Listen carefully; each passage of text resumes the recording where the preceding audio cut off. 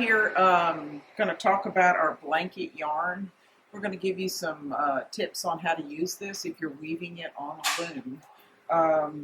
Now, primarily, I do weave these on floor looms because of the amount of beat that you need to compress the wool. We are getting this wool exclusively. It is very, very nice. It's been washed. It is felted so that it doesn't fray. So the little edges are not going to fray. These are going to be treated basically as texture when you weave. However, I do need to point out, because this is considered blanket yarn, which is basically the selvage on each side of a blanket. And that what we've had questions on is it continuous? And it is not continuous, but yet it is, okay? So at the ends of a blanket, you normally would have your tassels for your fringe, okay? So now that each one of these blankets is 2 yards long, 2 yards, 72 inches, and then you're gonna have another fringe area. So this would be the fringe for this blanket, this would be the fringe for this blanket. Once again, you'll have 2 yards, and then this again, okay? I didn't find this bad because it's pretty much well connected. It's not coming apart, and it's actually felted. Now, if you want to go to cut this and splice each one, you can. I didn't do that. I actually have done a couple of things with it. So I'm going to explain a couple of things with it so that you can see how to use it singly, and then if you wanted to double it, okay? I do have an example of one of the rugs I wove here.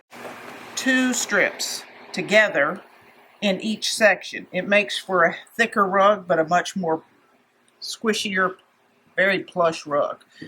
You can gradate your colors if you happen to come in and get some, or you're going to take your chances on color-wise. But this is how I would actually run this. If I was winding shuttles, and I'm going to use 2 contrasting colors just so that you can see it. I don't want to put them side by side like this, because that means these 2 are going to be together. So what I'm going to do is stagger it. I don't care which one is first as long as it's staggered, so that when I'm winding 2 of these on a shuttle at the same time, this break will actually be hidden by the actual strip of the other color. And as it comes down to its break, it now is concealed by the other color. So in the shed, I would actually just pinch it. And so therefore you don't actually see these. It's not going to matter if you do, but it's going to be a white streak if the color of the warp is that, or if it's gray like this one. It'll become part of the design, okay? So when you're doing that, as you run through here, once again, the break is concealed by the other piece, so that you use it as a hide, to hide it. The thickness is pretty much well equal to a pick, so it's not going to really mess with that. But once again, you can have a continual strand. Now, the other thing is how much is on a ball, okay? So that's kind of hard to determine, because this yarn, blanket yarn, is a little heavier. They're going to weigh 250 grams. So what you need to do is that if you want to make sure that you've got enough of a consistency between both the colors, what you need to do is you can pull it off real quick and actually say, I have 1 strip, 2 strips. This one's really heavy. 3 strips. It's not a full ball, but I've gotten around 14, 15, and then if it's a thinner weight, but it's still 250 grams, okay? But you can plan that accordingly. If you actually can say, I have X amount, 4 balls, and then I have so many strips on each ball, okay?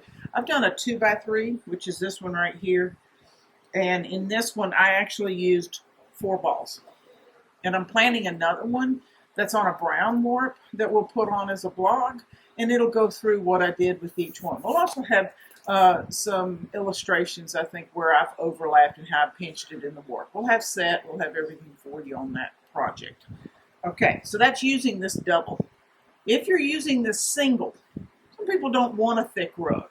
They just want to use it as a single, okay? If you're doing that, I don't want to cut these up. This is what I'm getting ready to do. At the very end, where these tassels are right here, you need to taper your edge. And taper means taper. Taper, like this. So that's going to be my first strip. It's going to be folded over in the warp, excuse me. As I get to this section right here, I actually have 2 strands, okay? If you want to, you can cut one of the strands on this side and then one of the strands on this side. And as you do, you would butt these 2 together. Because of this thread, it's going to be incorporated into this side, and this one's going to be incorporated into this side. So you can use this singly, or you can spend the time overlapping and actually tapering it. That's going to take more time.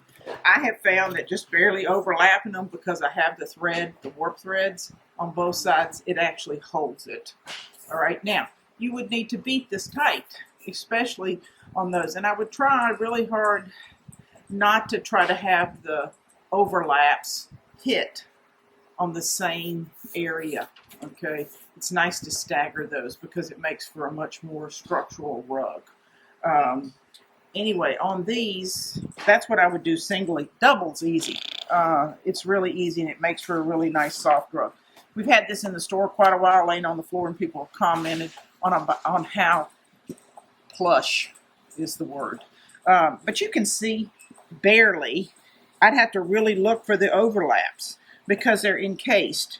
I can tell there's a little string right here. I would probably clip this one. I can tell that's a warp thread from one of these. But overall, I think this makes a great rug. Don't have to have a cutter. Just get you a couple ski shuttles or rag shuttles, wind it on there, but measure it before you actually start, so you know you're going to have enough to be complete. This one just gradated from lights to darks. I mean, pretty much anything you can do.